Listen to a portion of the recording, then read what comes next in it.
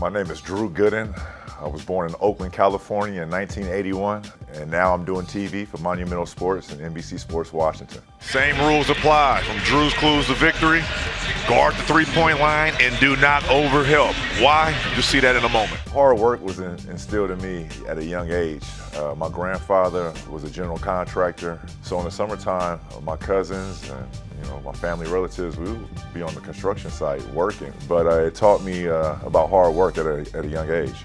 Basketball has always been in my bloodline and in my genes, and it was introduced to me at a young age by my father. So this is Big Drew, everybody. Look at them twins. And that beard is way better than mine, but you know what I'm in for later on. I got drafted to the Memphis Grizzlies, and the first check was my advancement, and it was like, I don't know, like $175,000. It was a lot of money. And I walked to the bank to go and cash this check. I actually deposit the check, and I tell you what, it was like you needed so much security clearance. It was like, who is this guy coming in here with his entourage trying to cash this almost $200,000 six-figure check, especially coming from a 20-year-old. I was 20 years old at the time when I got drafted. So that was my first time experience, like coming across a large sum of money and then being able to actually go to the bank and handle my business.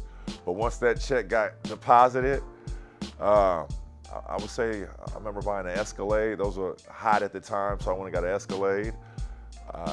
Definitely got a spot and bettered my living situation for my parents. I did that. I mean, that was a must. I had a financial advisor. She set me down. They did a stress test on my portfolio, and this is probably about my 7th or 8th year in the NBA.